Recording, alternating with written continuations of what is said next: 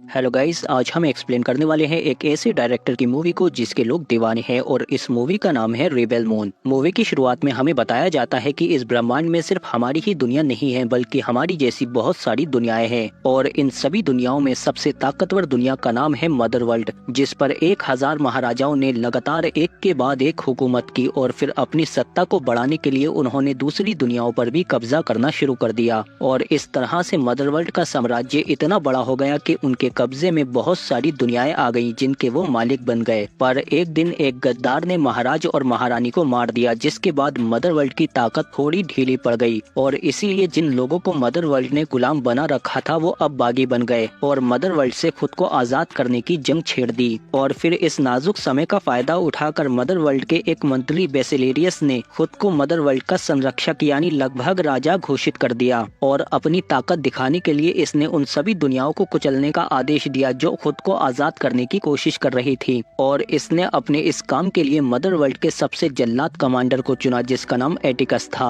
और इसने नए राजा के आदेश पर आजादी की हर एक आवाज को बेरहमी से कुचलना शुरू कर दिया और जिन भी दुनियाओं ने मदर वर्ल्ड के आगे झुकने से इनकार किया तो उन दुनियाओं को ही खत्म कर दिया गया। और इस तबाही के बीच में हमारी पड़ोसी दुनिया के चंद्रमा पर हम कोरा को देखते हैं, क्योंकि इस दुनिया के लोग शांति के साथ यहाँ पर खेती बाड़ी करके अपने लिए अनाज उगाते हैं और ये सब लोग इसमें बहुत खुश हैं। और फिर रात को गांव के मुखिया ऐलान करते हैं कि इस बार की फसल बहुत अच्छी होगी, इसीलिए हमारा गांव खुशहाली और तरक्की की राह पर चल रहा है। और फिर अगले दिन हम देखते हैं कि कोरा सेम नाम की लड़की के साथ खेतों में काम कर रही होती है। तभी ये देखती है कि इनकी दुनिया पर मदर वर्ल्ड का एक जंगी जहाज आ रहा है, इसीलिए कोरा फौरन सबको आगाह कर देती है। और फिर हम देखते हैं कि जल्दी ही ये लोग छोटे छोटे जहाजों में बैठकर इनके गाँव की तरफ आने लगते हैं और जब ये लोग इनके गाँव में आकर उतरते हैं तो गांव वाले इन्हें देखकर बहुत डर जाते हैं। और इन जहाजों में से एडमिरल एटिकस अपने सिपाहियों के साथ बाहर निकलता है, जो पहले तो गांव के मुखिया से काफी प्यार से बात करता है और फिर मुखिया से कहता है कि आपका गांव काफी हरा भरा है, इसीलिए हमें बहुत सारा अनाज चाहिए। पर मुखिया कहते हैं कि हमारी जमीन बंजर है, इसीलिए हम ज्यादा अनाज नहीं उगा पाते। पर एटिकस इन लोगों के चेहरे देखकर समझ जाता है कि इस गाँव में बहुत ज्यादा अनाज उगता है और फिर वो गुस्से में मुखिया को मार देता है, जिससे ये सब डर जाते हैं। और फिर गुनार से कहता है कि मुझे अगले हफ्ते में 10,000 बुशल अनाज चाहिए। गुनार कहता है कि हम मर मर कर सिर्फ 12,000 बुशल ही उगा पाते हैं, अगर 10,000 आपको दे देंगे तो हम तो भूखे मर जाएंगे। जिस पर एटिकस कहता है कि तुम समझे नहीं, हमें तुम्हारा सब कुछ चाहिए। इसके बाद एटिकस यहाँ से चला जाता है, पर अपने पीछे यह अपनी एक सैनिक टुकड़ी छोड़ जाता है जो इसी गाँव में रहेगी। और फिर रात को हम कोरा को देखते हैं जो यहाँ से जाने की तैयारी करने लगती है। तभी हैगन आकर इससे कहता है कि जब मुझे तुम उस जहाज के मलबे में पड़ी मिली थी तो मैं तुम्हें यहाँ पर ले आया, क्योंकि मुझे तुम्हारे अंदर अपनापन नजर आया था।